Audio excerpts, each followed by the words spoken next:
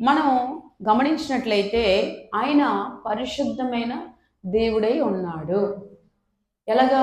మరియా కన్యకగా ఉంటూ ఉండగా యేసుప్రభు వారి గర్భాన్ని ధరించినప్పుడు ఆమె లోకానికి రక్షకుడిని మనకేం చేసిందండి? పరిచయం చేసింది ఆమె.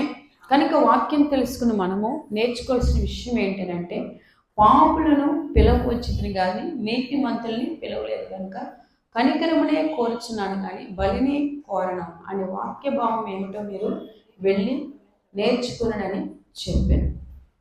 కనుక మనము నీతిమంతులు అనుకున్నప్పుడు కూడా ప్రభువైన యేసుక్రీస్తు యందు విశ్వాసం ఉంచి ప్రభువులో చేపెడుతూ ఆయన భక్తి భయంలో ఎదుగుతున్నప్పుడు కూడా మీ నీతి మురికి గుడ్డ వలె ఉన్నది అని ఆయన సెలవిస్తున్నాడు.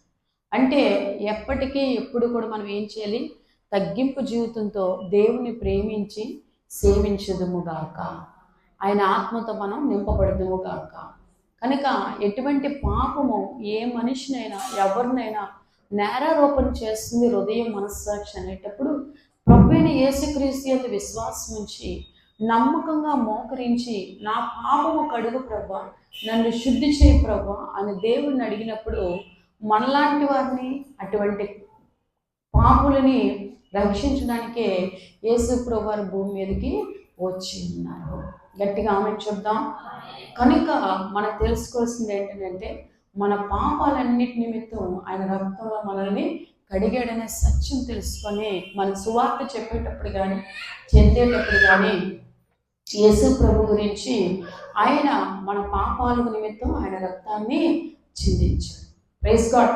అందుకే యేసు ప్రభు వారు అంటున్నారు కదా, నశించిందన్నట వెతికి రక్షించటకు వచ్చాడంట. లూకా సువార్త 19:10 ఏమని రాయబడి ఉందండి?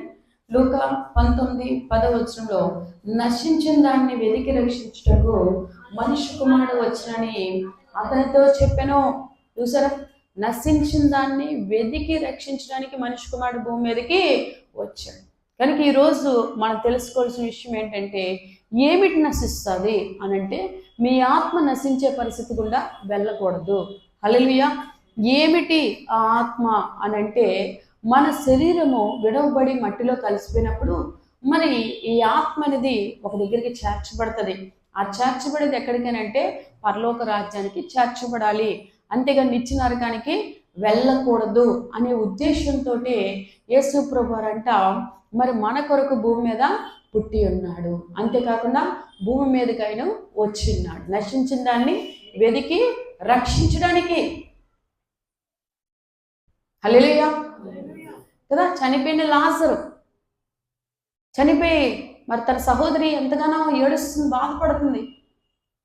నీ ఉంటే యేసు ప్రభు వారిని అంటది, నీ ఉంటే ఈయన చనిపోడు కదా అని చెప్తాను. వెంటనే ఆ మాటకి యేసు ప్రభు వారు దుఃఖాక్రాంతులు ఏం చేస్తారంటే, సరే సమాధి దగ్గరికి వెళ్దాం పదండి అని చెప్పినప్పుడు ఆ సమాధి దగ్గరికి వెళ్ళి ప్రార్థన చేసినప్పుడు, అంటే లాజరు బయటికి రా అని కన్నీరు విడిచి ఆయన లాజర్ను పిలిచినప్పుడు లాజరు ఏం చేశాడండి? బయటకు వచ్చాడు. హల్లెలూయా చెప్తాం. లాజరు ఏం చేశాడు? బయటకు వచ్చాడు. హల్లెలూయా.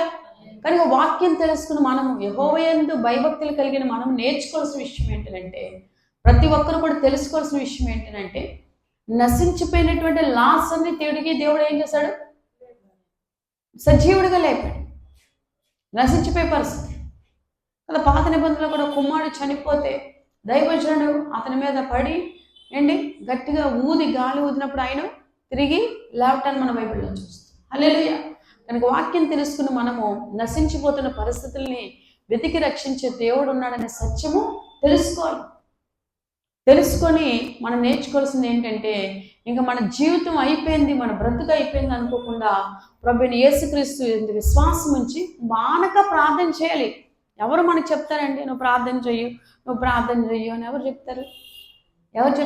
ఎవరు చెప్పరు. మన సమస్యలే, మన వేదనే, మన బాధే మన మోకాల మీద ప్రార్థనలో కూర్చోబెడతాయి. మన కష్టాలే మనల్ని ప్రార్థనలో కూర్చోబెడతాయి. ఈరోజు అందరూ సుఖంగా తినేసి హ్యాపీగా పడుకోవాలి, లేకపోతే రిలాక్స్ అవ్వాలి, లేకపోతే బయట షికార్లకి వెళ్ళాలి, ఉన్న టైంలో సంతోషంగా ఉండాలి, అందరినీ కలవాలి, ఈ ఆలోచనతో ఉంటారు. ఎవరు ప్రార్థన చేయమని చెప్తారు? ఎవరు చెప్పరు. మనకి ఎప్పుడైతే సాయం దొరకట్లేదో యేసు ప్రభు దగ్గరికి వెళ్తే సాయం దొరుకుతుందనే విషయం ఎవరి ద్వారా వింటామో వినేసి ఏం చేస్తాం, ఇంకా అతను వెంబడించడం మొదలు పెడతాం. ఆయన వెంబడించడం మొదలు పెట్టాక మనం చితికిపోయిన జీవితాలు, ఆరిపోయిన జీవితాలు చిన్నది వెలిగించడం మొదలు పెడతాడు. ఆయన వెలిగించడంటే వెలుగును గమనించిన వాళ్ళందరూ అయితే ఇతనితో ఉంటే వెలుగు ఉందన్నమాట, ఇతనితో ఉంటే నా జీవితం బాగుపడుతుంది అనమాట, ఇంక నేను ఇతను వదలనురా బాబు అని చెప్పి అతను వెంబడించిన వాళ్ళే ఈరోజు భూమి మీద చాలా మంది ఉన్నారు. అంతేగాని ఇంకోటి అని కాదు కదా. ఎంతమంది ఒప్పుకుంటారు ఆ విషయాన్ని?